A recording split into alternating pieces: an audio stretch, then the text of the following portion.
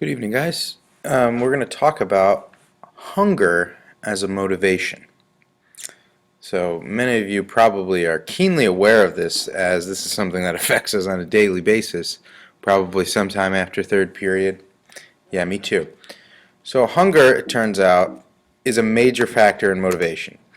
So the way this works, though, is through this part of the brain known as the hypothalamus, which we studied in our biology unit. So receptors throughout the digestive system monitor levels of glucose and send signals to the hypothalamus in the brain. So when your stomach perceives that there's low levels of glucose, it sends the signals up to the hypothalamus, which then can send out appetite-stimulating hormones, and later, after eating, appetite-suppressing hormones. So basically, when you're hungry, hormones are sent out that tells your body this. So you may feel that little hunger sensation in your stomach. That's these appetite stimulating hormones that tells your body, I need to put something in my body right now. And after you're done, you have that full feeling. Those are these appetite suppressing hormones that says, oh, no more, please. So how much do we eat? Eating depends on a variety of influences, which are largely situational. So it varies from situation to situation. If we are in the presence of others, this is called social facilitation, and this accentuates our typical eating habits. So if we sort of like eating ice cream, for example, and we're around others, this will kind of heighten that, and we'll get really into eating ice cream. So depending on who we are around, this basically kind of affects how we eat. There's also what's called unit bias. We may only eat one serving or unit of food, such as a scoop, a plateful, a bunful, but we'll eat more if the serving size is larger. I've noticed this myself. I always try to eat everything on my plate, probably because my dad drilled that into me as a child. So even if it's an enormous sandwich or something, I'll eat the whole dang thing. But if it's smaller, I'll eat that and be fine with it. So that's kind of what we call unit bias. There's also the buffet effect, where we eat more if more options are available. And I can tell you this from experience, this is true.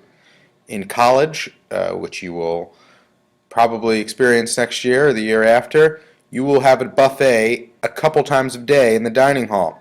So when I first got there, I used to come back with these enormous plates of food, just mounds of food.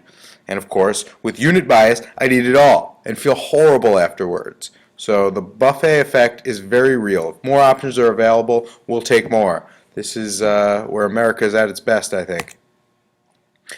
So there's also this issue of regulating weight, which is something that we in our society put a lot of value on. How heavy are you? It says something about you to other people. They judge you. So when a person's weight drops or increases, the body responds by adjusting hunger and energy to bring weight back to its initial stable amount. Remember, we talked about homeostasis a couple of days ago. This is a type of homeostasis. We need a stable weight. So most mammals, without consciously regulating, have a stable weight to which they return, and they keep returning. This is known as their set point. So a person's set point might rise with age or change with economic or cultural conditions. Therefore, the set point of stable weight is more of a current but temporary settling point. It's not kind of set in stone forever. It changes based on your circumstances. So, for example, when I was younger and I was weightlifting and then didn't really care about my weight, my set point increased. But as I got older, I exercised more, I began to eat better, my set point lowered. So it's basically a current, but as the slide says, temporary settling point rather than something that's set in stone. So again, like I said, there's variations from the norm of body weight, and variations in either direction sort of send a message to people socially. So in some cases, the set point of a person's body weight drifts from a healthy weight. Either you become way too skinny or way too heavy. So psychological disorders of eating can override the set point, ignore biological signals, and lead to extreme weight loss. In the opposite direction, in other cases, the set point seems to drift upward. Biological tendencies can lead to increased weight that is hard to lose, leading to obesity. So these psychological disorders cause us to override our biological urges and tendencies and instincts, and this is what happens when people become either way too skinny or way too heavy. So how does obesity develop, and why is it hard to change? As you probably know, obesity is a major problem in this country, which has increased over the years with the change in our diets to more processed food and things that are high in things like trans fat. So it was adaptive for our ancestors to crave energy-rich food when available. So, for example, the move from from